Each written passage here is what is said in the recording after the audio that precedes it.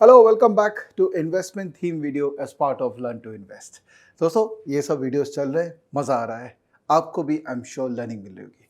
आज हम डिस्कशन करने वाले हैं अगेन एक और इंडस्ट्री जो पावर सेक्टर को बिलोंग करती है, और वो इंडस्ट्री है विंड इंडस्ट्री। जो विंड पावर है ना, उसके बारे में आज बात करेंगे। बहुत इंटरेस्टिंग इंडस्ट्री है, ज़बरदस्त काम हो रहा है और कुछ नंबर्स हम लोगों ने क्रंच किए हैं। वीडियो चालू करने के पहले I have to thank all the people who have created some amazing content on internet related to this industry, और particularly हमारी टीम मेंबर जो बहुत एफर्ट करके ये कंटेंट को पढ़ के एक थीम को कन्विंसिंग तरीके से प्रेजेंट करने में मुझे हेल्प कर रहे हैं। दोस्तों विंड पावर, अगर आप रास्ते में जो थोड़े से आउटस्कर्ट में अगर जाएं, गांव देहात में कहीं पड़ जाए, तो वहाँ पर आपको बड़े बड़े वो पंखे नज़र आते हैं। वो जो लंबे पंखे, वो एक्चुअली में विंड एनर्जी प्रोड्यूस करने में यूज़ होते हैं। बहुत इंटरेस्टिंग इंडस्ट्री है। वीडियो रिकॉर्ड करना चालू करते हैं। प्रेजेंटेशन सामने, आप मेरे सामने। तो विंड एनर्जी अगर आप पुराने वीडियोस मेरे देखे होंगे जहाँ पर मैं एनर्जी के बारे में बात कर रहा हूँ, तो रिन्यूएबल एनर्जी जो कि एक बहुत बड़ा सेगमेंट है जो इंडिया में ग्रो कर रहा है और आने वाले कई सालों में ग्रो करता रहेगा, उसके अगर हम बात करें तो आज के डेट पे लास्ट 14 साल का हिस्ट्री देखें तो रिन्यूएबल एनर्जी जो है वो 7 गुना ग्रो किया है, from 17 gigawatt to 125 gigawatt as on today. FY23 का अगर मैं डेटा देखता हूँ, और उसके अंदर में विंड जो है वो पहले 70% कैपेसिटी होल्ड करता था। 70% was wind, which as on today it is almost 34%। And जो सोलर था वो ऑलमोस्ट नेग्लिजिबल था। प्रीवियस वीडियो मैंने सोलर पे रिकॉर्ड किया था, if you remember, if you not seen that video please do see that video. Solar जो पिछले 17 साल पहले, 14 साल पहले जो 0% था, वो आज की रेट में हो गया 53%। और आपको याद है मैंने कहा था कि रिन्यूएबल एनर्जी में जो ग्रोथ पिछले 4 साल में आए हैं, वही ग्रोथ, बहुत एग्रेसिव ग्रोथ आने वाले 5-6 साल में एक्सपेक्टेड है दुनिया भर में, और इंडिया में तो है ही, दुनिया भर में एक्सपेक्टेड है। तो विंड के अंदर में भी, although in terms of percentage wind has gone down, but in terms of absolute terms wind has definitely gone up, and it is expected to go up also, and there is a reason why it is expected to go up. Wind energy India में काफ़ी evolve हुआ है। जो ये पूरा segment है इसके अंदर में, क्योंकि wind is very capital expenditure heavy, capex heavy, because जो पंखे लगते हैं देखने में तो बहुत छोटे से लगते हैं, बट हाँ बहुत बड़े होते हैं। और वो पूरा जो इकोसिस्टम है ना, उसको इस्टेब्लिश करने में, right from field to the turbine fans to the whole engine which helps to generate power, वो काफ़ी एक्सपेंसिव होता है। तो क्योंकि वो एक्सपेंसिव थे तो गवर्नमेंट की तरफ से काफ़ी सपोर्ट था। तो there were two key things which were driven by the policy. Number one, accumulated depreciation जो हेल्प करता था कंपनीज को अपने केपेक्स को करने में, और दूसरा जनरेशन बेस्ड इंसेंटिव, मतलब कंपनीज को बोला जाता था कि आप जनरेट कीजिए, और जो भी गैप होगा, बिकॉज विंड एनर्जी ऑब्वियसली एक कंजम्पशन का कॉस्ट होता है, और जो लेता है एनर्जी को बड़े बड़े कंपनी से खरीदता है, वो एक पर्टिकुलर कॉस्ट देने में इंटरेस्टेड होता है, क्योंकि थर्मल का एक कॉस्ट है, कोल्ड टर्बाइन उसका एक कॉस्ट है, सोलर का एक कॉस्ट है। विंड जनरली जो कॉस्ट ऑफ प्रोडक्शन था वो हाई रहता था, तो गवर्नमेंट बोलता था भैया आप इसको यूज़ करो, और जो भी गैप होता था वो उसको इंसेंटिवाइज कर देते थे। जिसके कारण क्या होता है, जब भी इंसेंटिव की बात होती है ना, पॉसिबिलिटी कम हो जाती है कि वो बिजनेस बहुत ग्रो करे, बिकॉज गवर्नमेंट का हमेशा एक बजट होता है, इतना ही वो इंसेंटिवाइज कर सकते हैं। लेकिन 2017 के बाद में ये चेंजेस आए और ऑक्शन बेस्ड सिस्टम इंट्रोड्यूस किया गया। बोला गया कि भाई आप ऑक्शन में पार्टिसिपेट कीजिए, और जो लोएस्ट बिडर होगा उससे हम खरीदेंगे। By the way, most of the consumer of wind energy power जो आता है वो PSUs होते हैं। PSUs खरीदते हैं और फिर वो डिस्ट्रीब्यूट करते हैं आम आदमी को, कंज्यूमर को, थ्रू द वेरियस ग्रिड्स। तो ऑक्शन सिस्टम इंट्रोड्यूस किया, फिर टैरिफ कैप को रिमूव किया गया। पहले, क्योंकि ऐसे मैंने कहा ना कि विंड एनर्जी एक्सपेंसिव है प्रोड्यूस करने में, तो टैरिफ के कैप भी हुआ करते थे कि इससे ज़्यादा आप नहीं कर सकते थे, इसलिए it was never a great viable thing. In fact जो कंपनीज थे जो टर्बाइन प्रोड्यूस करते थे, उनके लिए बिजनेसेस बहुत टफ थे, बिकॉज क्योंकि टैरिफ कैप था तो वो रियलाइज़ नहीं कर पाते थे रेवेन्यू, जो एक नॉर्मल जो थर्मल प्रोड्यूसर वो रियलाइज़ कर पाते थे। कोविड आया, कोविड के कारण भी काफ़ी इश्यूज हुए, और ऑक्शन रीजन जो है वो अब डिसकंटिन्यूड कर दिया गया है FY23 में। तो ये जो ग्राफ्स आपको नज़र आ रहे हैं ये बार, ये बेसिकली पावर कैपेसिटी एक्सपेंशन है। तो आप देखिए FY12 तक कैपेसिटी आया, फिर उसके बाद FY17 में भर भर के कैपेसिटी आया बिकॉज इंसेंटिव सिस्टम इंट्रोड्यूस किया गया था, और क्योंकि ऑक्शन सिस्टम आया तो कैपेसिटी वापस रिड्यूस हो गई, टैरिफ कैप हटाया गया और अब वापस से नई कैपेसिटी इस इंडस्ट्री में बिल्ड होना चालू किए हैं। ये पूरा वैल्यू चेन है विंड इंडस्ट्री का। आप देखो विंड मिल होती है, वो जो फैन है इसको टरबाइन बोलते हैं, विंड टरबाइन। इसके अंदर में एक इंजन यूज़ होता है, वो जनरेटर है। वो जनरेटर से जो पावर जनरेट होता है वो ट्रांसफार्मर में जाता है, ट्रांसफार्मर से फिर वो ग्रिड्स, नेशनल ग्रिड्स के थ्रू डिस्ट्रीब्यूट होता है मल्टीपल स्टेट्स के अंदर में, और फाइनली वो घरों तक पहुंचता है। जो पंखे का स्पीड है उसके लिए जो विंड का जो स्पीड चाहिए, तो minimum 11 kilometre per hour wind का स्पीड होना चाहिए और मैक्सिमम 90 किलोमीटर पर आवर, उससे ऊपर होने से ये काम नहीं करता है। दोस्तों मैं एक बात बताऊं, ये जो पूरा रिसर्च का जर्नी जो मैं अभी लेके चल रहा हूँ ना, मेरी टीम में मुझे हेल्प कर रहे हैं, हम लोग ना चैट जीपीटी का बहुत यूज़ कर रहे हैं ये पूरा जर्नी में। और अगर आप सीरियस में फंडामेंटल रिसर्च करना चाहते हैं ना, तो चैट जीपीटी को यूज़ कीजिए, बिकॉज इससे आपको कई कॉन्सेप्ट्स की अंडरस्टैंडिंग होती है जो आपको होना चाहिए। मैं आपको एग्जांपल देता हूँ, let's go to chat GPT. तो अंदर चलते हैं, ये चैट जीपीटी एक बार खोल लेते हैं, जो चैट जीपीटी में ओपन करता हूँ और मैं सिंपल ही प्रश्न पूछता हूँ चैट जीपीटी से कि कई गूगल आप करोगे ना तो इधर उधर मल्टीपल वेबसाइट्स पे वो ले जाता है, बट अगर मैं सिंपली एक सिंपल क्वेश्चन पूछता हूँ कि प्लीज़, तो सबसे पहले तो इसको गुड मॉर्निंग विश कर लेते हैं। तो गुड मॉर्निंग, क्योंकि देखिए रिस्पेक्ट सबको चाहिए, इसको भी रिस्पेक्ट चाहिए। रिस्पेक्ट नहीं देंगे ना तो ये आपको अच्छा सा जवाब नहीं देगा। मैं मानता हूँ, हो सकता है दे रहा हो, बट मैं मानता हूँ हर इंसान को रिस्पेक्ट चाहिए, और एआई जो है इंसान ही है ऑलमोस्ट। तो let's ask this question that please please भी यूज़ कीजिएगा, हाँ, please explain me the value chain of wind power in India. इसको डाल देते हैं। अब देखिए इस पे एक्सप्लेनेशन दे रहा है कि भाई विंड पावर जो होता है उसका पूरा वैल्यू चेन के अंदर में रॉ मटेरियल और कंपोनेंट सप्लायर्स हैं, विंड टरबाइन मैन्युफैक्चरर्स है। तो बहुत सारी कंपनीज है टर्बाइन मैन्युफैक्चर करती है, जैसे सुजलॉन, सीमेंट, वेस्टास, ये लोग करती है। प्रोजेक्ट डेवलपमेंट के लिए होता है, कंस्ट्रक्शन और इंस्टॉलेशन के लिए होता है, ONM होता है, operation and maintenance, power distribution. देखिए ये पूरा एक्सप्लेनेशन दे रहा है। ये पढ़ने से ना हमको काफ़ी आइडिया लग जाता है कि भाई क्या क्या हो रहा है इस इंडस्ट्री के अंदर में, क्या क्या कंपोनेंट्स है। इसको और पहले जाते हैं, इससे पूछते हैं कि भैया ये पूरा value chain please help me understand the value chain of wind power. ठीक है, इसको पूछ लेते हैं ये क्वेश्चन। तो वो वैल्यू चेन के बारे में बताएगा अपने को कि ये पूरा वैल्यू चेन के अंदर में रॉ मटेरियल और पार्ट्स होते हैं, टरबाइन मैन्युफैक्चर होते हैं, OEM, प्रोजेक्ट डेवलपमेंट वाले होते हैं। तो ये देखिए ये पूरा आपको जो एक तरीके का इकोसिस्टम जो है यहाँ पर वो मेंशन करके दे रहा है।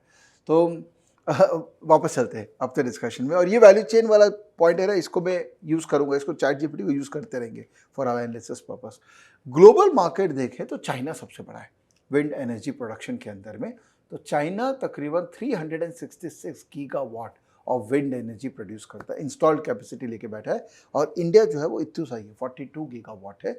ये 2022 का डेटा है, लेटेस्ट डेटा हमको इसमें नहीं मिल पाया, बट आई एम श्योर ये जो गैप है चाइना और इंडिया का वो धीरे धीरे कम होगा, बिकॉज इंडिया भी अब रिन्यूएबल एनर्जी सोर्सेज की तरफ मूव कर रहा है। और चाइना के अंदर में सबसे बड़ा विंड फार्म है दुनिया का, और वो विंड फार्म है जियोकॉन, जो 20,000 मेगावाट का विंड फार्म है। तो जियोक्वान, एक काम करें इसको सर्च कर लेते हैं, ये जियो नाम आते के साथ में जियो QUAN विंड फार्म। इसका अगर हम इमेज देखें तो look at this wind farm, this is the largest wind farm in the world with almost 20,000 megawatt का कैपेसिटी। और अपने इंडिया के अंदर में 1600 मेगावाट का कैपेसिटी का है जैसलमेर विंड फार्म। तो जैसलमेर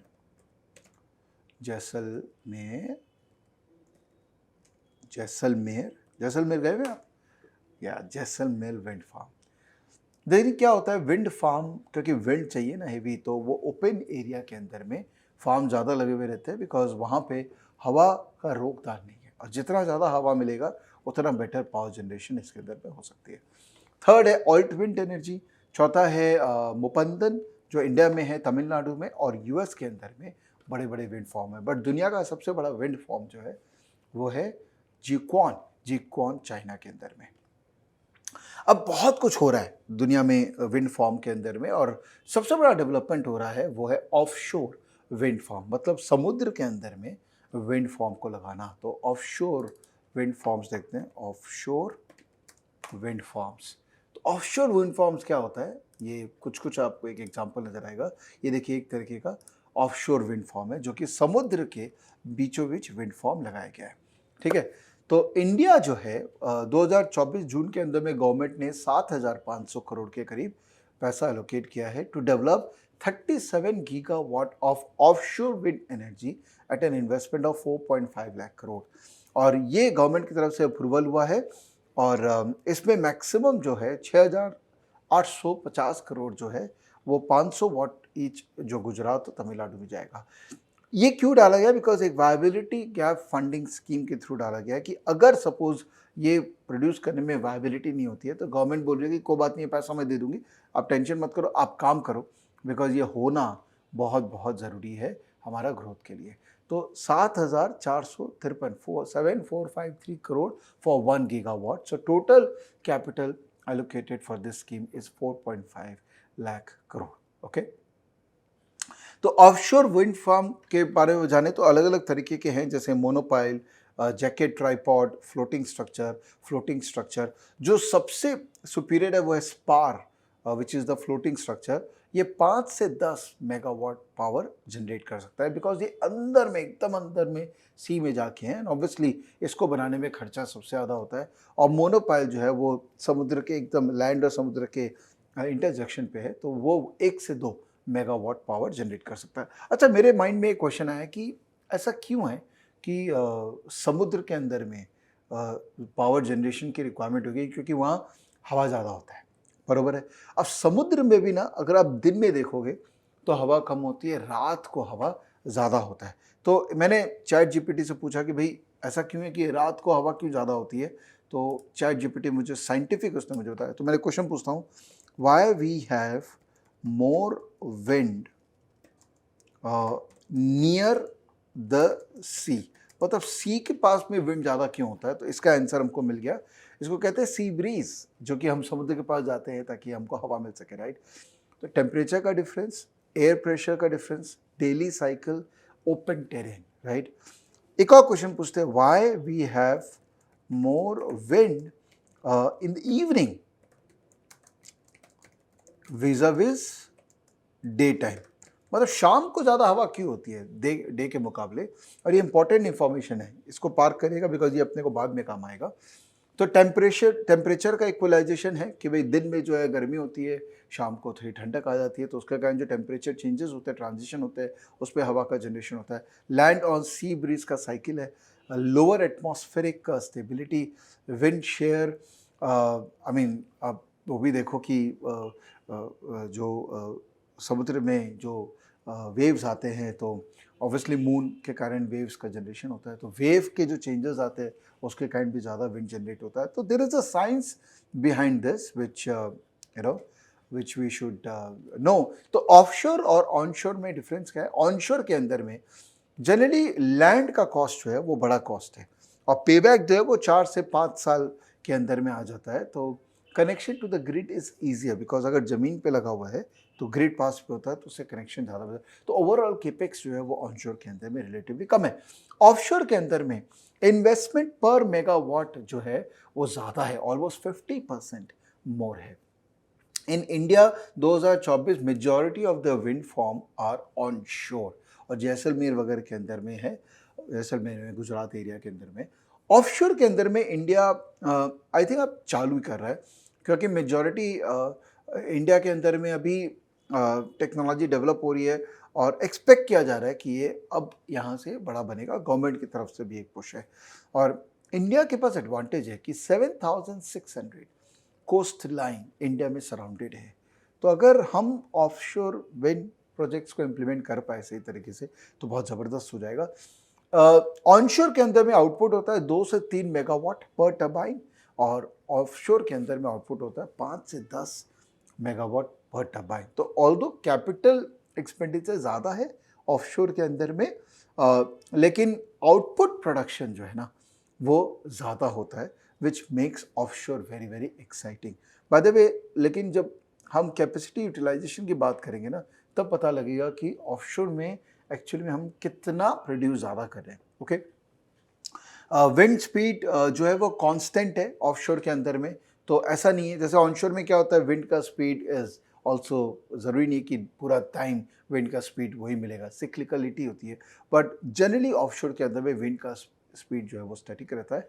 और बिकॉज ऑपरेशन मेंटेनेंस इतना इजी नहीं है तो मेंटेनेंस कॉस्ट भी ऑफशोर के अंदर में हाई होता है।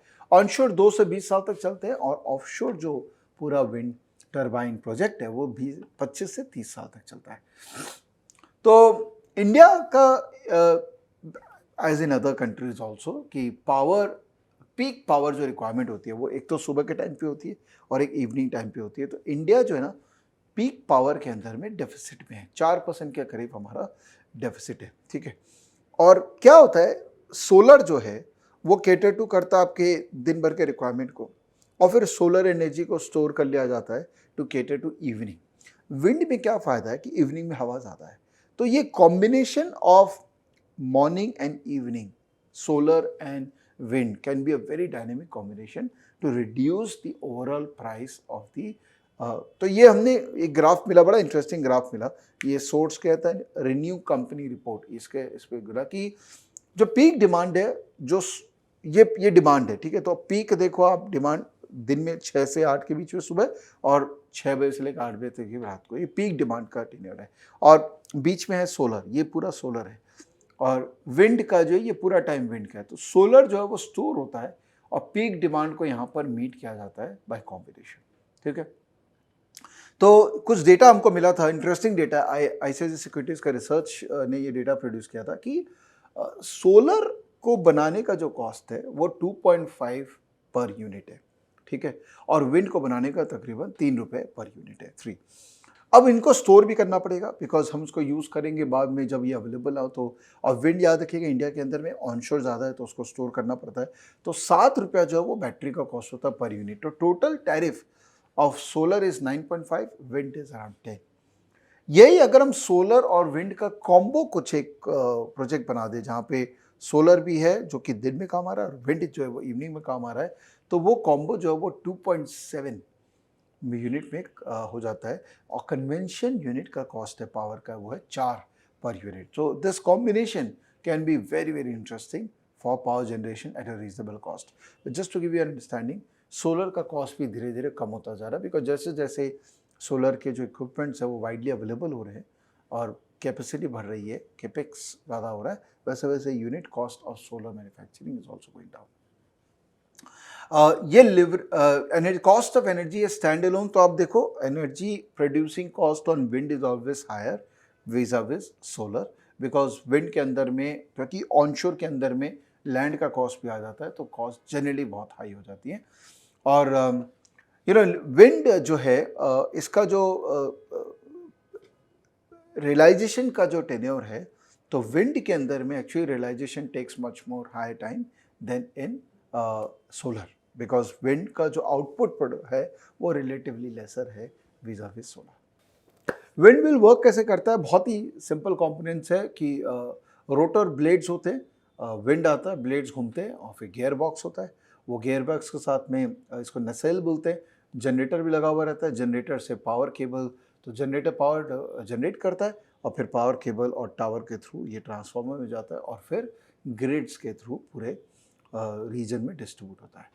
तो इस वैल्यू चेन के अंदर में कंपोनेंट्स कौन कौन से हैं, तो रॉ मटेरियल और मशीनरी सप्लाई, याद है अपन लोगों ने यहाँ पर बात की थी, उससे पूछा था क्या क्या कंपोनेंट्स है, तो रॉ मटेरियल और मशीनरी सप्लाई में steel, carbon fibre, balsa wood, other materials जो यूज़ होते हैं उसको बनाने में, डिज़ाइन और डेवलपमेंट सर्विसेज, तो जो भी ये है पूरा इकोसिस्टम को डिज़ाइन करना, फिर कंपोनेंट के सप्लायर्स है जिसमें गियर बॉक्स, बेयरिंग घूमता है तो उसको बेयरिंग चाहिए, tower, generator, blades, electronics, wind turbine companies में OEMs है जो टर्न की पूरा प्रोजेक्ट लेती है, large utility small winds turbine manufacture licences लेने होते हैं, कंस्ट्रक्शन एंड इंस्टॉलेशन सर्विसेज तो EPC कॉन्ट्रैक्ट पूरा लेते हैं जो पूरा कंस्ट्रक्शन और इंस्टॉलेशन उसको मेंटेन करते हैं, एंड O&M मतलब operation and maintenance, wind farm developers and O&M। तो ये पूरा इकोसिस्टम है, कोई ना कोई कंपनी होगी जो जिस इकोसिस्टम में इन्वॉल्व होगी, या ऐसी भी कई कंपनीज है जो पूरा काम करती है, बनाती भी है और पूरा OEM EPC और O&M वाला भी काम पूरा करती है। मेजरली लिस्टेड कंपनीज के अंदर में ये कंपनीज है जो इस इंडस्ट्री को एसोसिएटेड है। सुजलॉन आइनॉक्स विंड जो है वो विंड टरबाइन बनाती है, विंड टरबाइन बेरिंग्स जो है वो बनाते हैं टिमकेन और शफलर, ऑफशोर विंड टरबाइन बनाने वाले में फास्टनर बनाने वाले में सुंदरम फास्टनर है, विंड टरबाइन जनरेटर बनाने में TD पावर है, विंड टरबाइन क्रेन सर्विस में स्पेशलाइज करती है सांगवी मूवर्स, और ब्रॉन्ज बशेस बनाने में हर्षा इंजीनियरिंग इन्वॉल्व है। दो तरह के प्लेयर होते हैं विंड एनर्जी इकोसिस्टम में, टाइप 1 और टाइप 2। टाइप 1 प्लेयर्स होते हैं जो फुल स्टैक डेवलपर होते हैं, जो टरबाइन भी सप्लाई करते हैं, EPC भी करते हैं, O&M भी करते हैं, और टाइप 2 हो गए वो टरबाइन सप्लायर ही हैं केवल। इनफैक्ट ये भी हम ChatGPT से पूछ सकते हैं कि could you please tell me give me the list of companies in India which are into type 1 and type 2 service in this industry। This industry इसलिए बोला क्योंकि ऑलरेडी हम लोग विंड की ही बात कर रहे हैं, तो समझ गया होगा कि मैं विंड पॉइंट ऑफ व्यू से बात कर रहा हूँ। तो टाइप 1 सर्विस का मतलब हो गया कि वो मैन्युफैक्चर भी करते हैं और सब कुछ सप्लाई अप्लाई भी करते हैं, पूरा करते हैं। और टाइप 2 का मतलब हो गया जो यूजुअली खाली ऑपरेशंस और मैन्युफैक्चरिंग और मेंटेनेंस में ही इन्वॉल्व है। तो सुजलॉन, वेस्टास, सीमेन, जी रेन्यूएबल, आइनॉक्स, लिस्टेड के अंदर में सुजलॉन और आइनॉक्स है, और टाइप 2 के अंदर में भी सुजलॉन है, GE है, सीमेंस है, वेस्टास है, पावर बिल्ड, विंडवार, ये सारी टाटा पावर, ये सारी कंपनीज जो है वो टाइप 2 मैन्युफैक्चर्ड है। तो यहाँ पर हमने वही बात मेंशन कर दी। 2017 के अंदर में टाइप 1 में काफ़ी ज़्यादा प्लेयर्स थे, पर आज के रेट में टाइप 1 के अंदर में 2 ही प्लेयर बचे हैं, सुजलॉन और आइनॉक्स विंड, और टाइप 2 के अंदर में GE, वेस्टस और इन्वेशन, जिसमें यही 2 लिस्टेड है, सुजलॉन और आइनॉक्स। अब अपने एक एक कंपनी का डिटेल मेंशन कर देते हैं और ट्रैक करते हैं अपने क्या करेंगे। जैसा कि मैं करता हूँ, इन्वेस्टमेंट थीम्स के से स्टॉक आइडेंटिफाई करता हूँ और उनमें मोमेंटम जब आता है तब पार्टिसिपेट करता हूँ। जब मोमेंटम खत्म, बाय बाय, मेरा कोई इंटरेस्ट नहीं है आपको होल्ड करने में। तो चलिए अपना इन्वेस्टमेंट थीम जो हमारा ट्रेडिंग व्यू के अंदर में है उसको बना लेते हैं। तो पुराने जो है वो भी यहाँ पर है सिचुएटेड, आपके साथ ये वॉच लिस्ट शेयर्ड है। Let us add a few more, तो add a section here and let's call it wind energy। Okay, हमने सोलर पे रिकॉर्ड किया था, सोलर स्टॉक्स यहाँ पर ऊपर में। अब अपने विंड के स्टॉक्स को ऐड करते हैं। तो सबसे पहले अपने ऐड करते हैं सुजलॉन को, which is leader in this space of type 1। तो ये सुजलॉन का चार्ट है, और यहाँ पर आप देख रहे होंगे कि शॉर्ट टर्म के अंदर में इसका मोमेंटम स्लो हुआ है, but medium term which is RS21 on weekly chart, it is still green. In terms of revenue growth, I think the company is still growing because ये इंडस्ट्री ओवरऑल आने वाले कुछ टाइम पे अपना growth momentum को continue रखेगी। तो सुजलॉन एक हो गई। सुजलॉन जो है वो इट्स अ टाइप 1 बिजनेस में है। It is installed 20+ gigawatt of wind energies in 17 countries, 111 wind farms with a capacity of 13,880 megawatt. इसके क्लाइंट के अंदर में आते हैं ECC, अडानी, आदित्य बिरला ग्रुप, बजाज, गेल, ये सब इसके क्लाइंट कैटेगरी में आ गए। आइनॉक्स विंड जो है वो भी मैन्युफैक्चर करते हैं wind turbine generator and it's also providing services, EPC contract भी लेते हैं। और इन्होंने सबसे बड़ा एक विंड OEM टिल डेट किया है CSC के लिए 1500 मेगावाट इन Feb 24। सो यहाँ पर आइनॉक्स विंड ऐड कर देता हूँ मैं।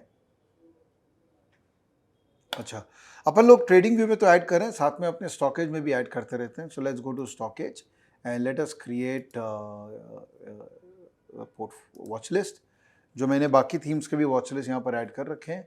तो I add another watch list, create watch list investment themes wind, okay. And यहाँ पर हम इसको ऐड करेंगे।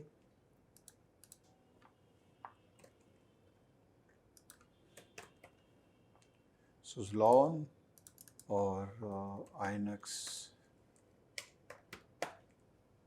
माफ कीजिएगा,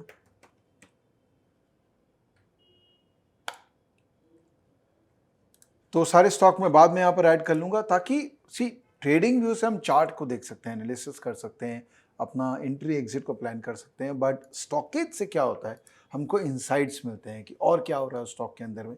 तो मैं एक कॉम्बिनेशन यूज़ करता हूँ, डेटा के लिए मैं स्टॉकेज यूज़ करता हूँ और चार्ट के लिए मैं ट्रेडिंग व्यू यूज़ करता हूँ। ये दोनों का डेडली कॉम्बिनेशन से मैं आराम से मोमेंटम आइडेंटिफाई करके स्टॉक में पार्टिसिपेट कर सकता हूँ। जैसे अभी आइनॉक्स, विंड और सुज़लॉन में मोमेंटम नहीं है, तो मुझे अभी नहीं लेना है, जब मोमेंटम आएगा तब मैं देखूंगा, because I am a momentum investor and I would like to participate only when the momentum exist.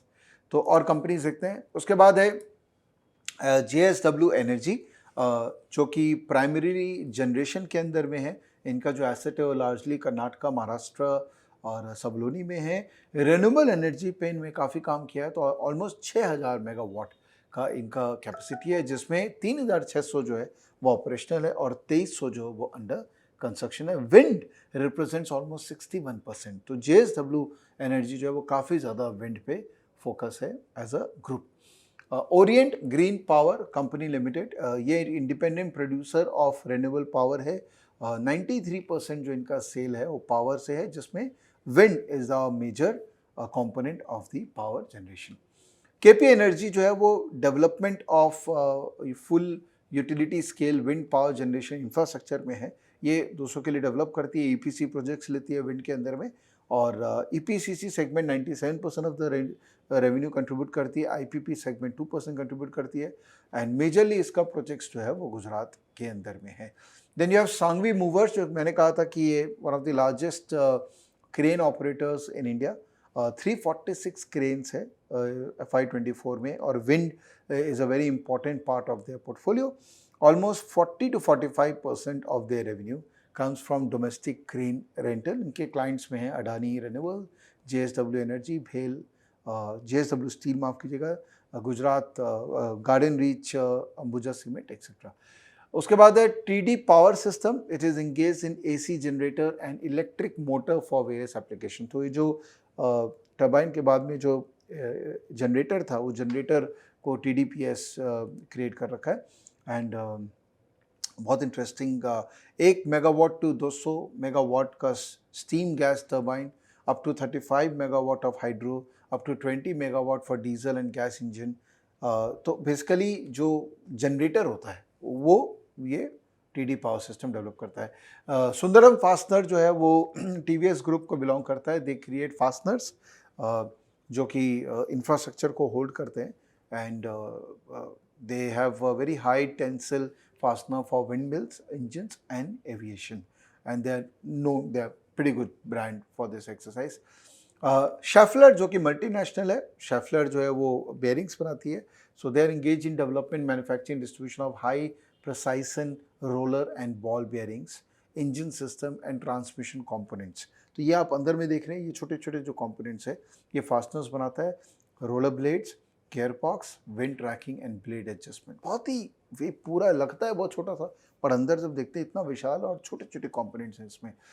Timken जो है ये भी बेयरिंग बनाता है। It is engage in manufacturing, distribution and sale of anti friction bearings, components, accessories and mechanical power transmission equipment.